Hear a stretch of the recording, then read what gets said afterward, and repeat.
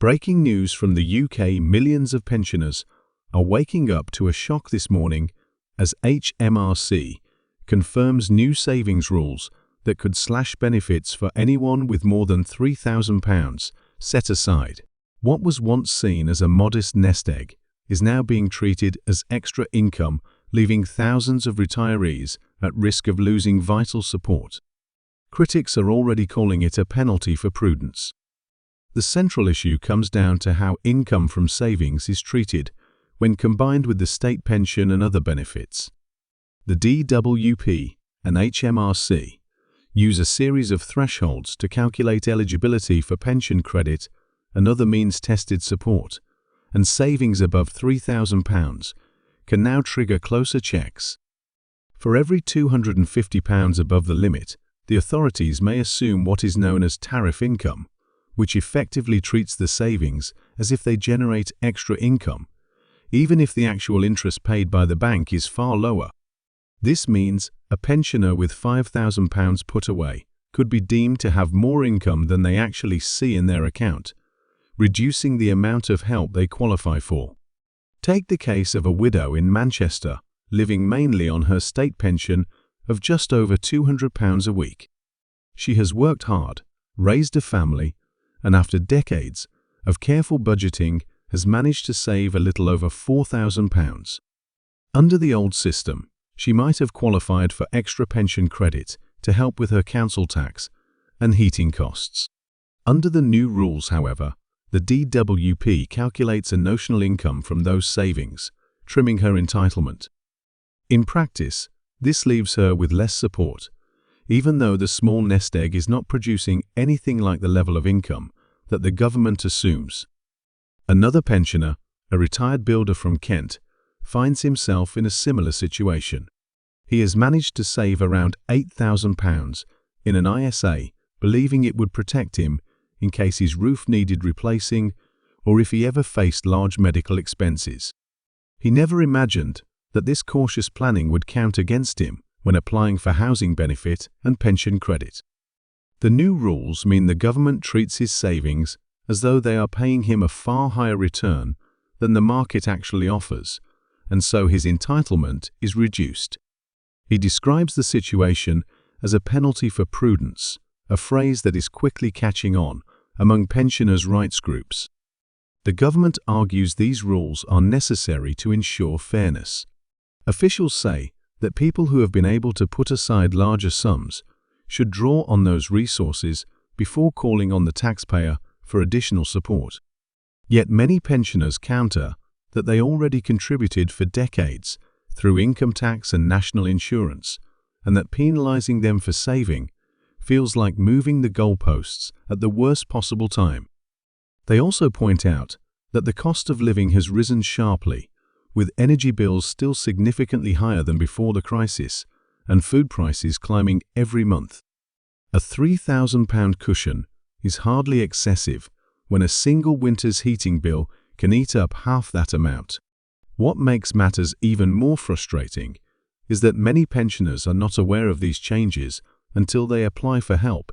Letters from the DWP and HMRC are often written in technical language, full of references to tariff income, assessed capital, and eligibility thresholds that make little sense to those without financial training. As a result, some pensioners only discover the impact when their expected support fails to arrive, or when a benefit is suddenly reduced without clear explanation. Advocacy groups such as Age UK are calling for urgent reforms to make the system more transparent and to raise the savings threshold to a more realistic figure, pointing out that £3,000 today is nowhere near the cushion it might have been 20 or 30 years ago. Adding to the anxiety is the interaction between savings and taxation. With interest rates rising in the past 2 years, more pensioners are receiving bank interest that pushes them over their personal savings allowance.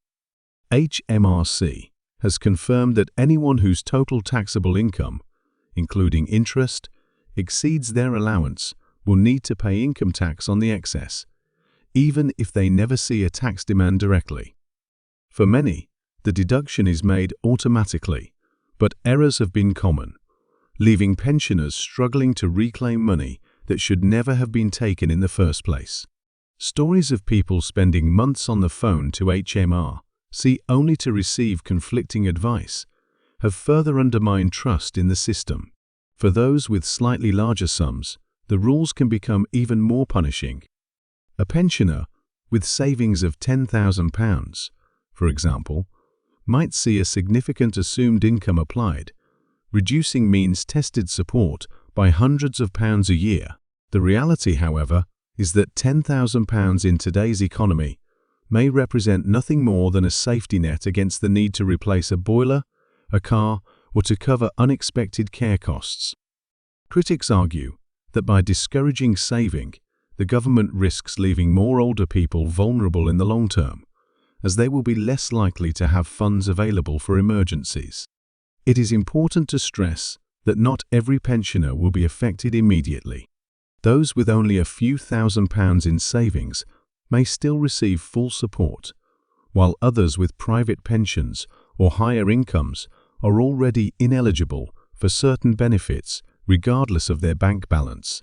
The concern is focused on the squeezed middle of retirees who do not have large private pensions, but who have nonetheless built modest savings over a lifetime. These individuals are most at risk of falling into the trap where they are judged too well off for full support, but not wealthy enough to be truly secure. Campaigners are now urging pensioners to take proactive steps. First, check your savings and understand exactly what HMRC and the DWP will count as capital. Some assets, such as the value of your home, may be excluded, but others, including cash savings, ISAs, and certain investments, are counted in full. Second, keep records of the actual interest your savings generate, as this can be useful in challenging incorrect assumptions. Third, seek advice from charities, local councils, or citizens' advice if you believe your benefits have been unfairly reduced. In some cases, mistakes can be corrected, but only if pensioners speak up and provide the necessary evidence. The broader debate is unlikely to end soon. Politicians on all sides acknowledge the need for reform, but there is little agreement on how to balance fairness with sustainability. Some propose raising the savings threshold to at least £10,000, reflecting modern living costs. Others suggest scrapping the tariff income model entirely and simply basing calculations on actual bank interest. Until such reforms take place, however, the reality is that thousands of pensioners with savings just above £3,000 will continue to feel penalised for their prudence. This issue strikes at the heart of what retirement in Britain should look like. Should pensioners be punished for saving, or should the system recognise and reward those who planned carefully? Should modest savings be treated as a sign of comfort or as a fragile cushion against an unpredictable world? These are not abstract policy questions, but real dilemmas that affect how older people live day to day, whether they can heat their homes, buy decent food, and enjoy the dignity they deserve after a lifetime of contribution. For pensioners listening to this update, the most important step is awareness. Understand the rules, monitor your accounts, and do not be afraid to ask questions if something looks wrong. The landscape is shifting quickly, and too often the people most affected are the last to know. By staying informed, by supporting one another, and by demanding clarity from those in power, pensioners can ensure their voices are heard. If you found this explanation useful, please take a moment to like this video and subscribe to the channel.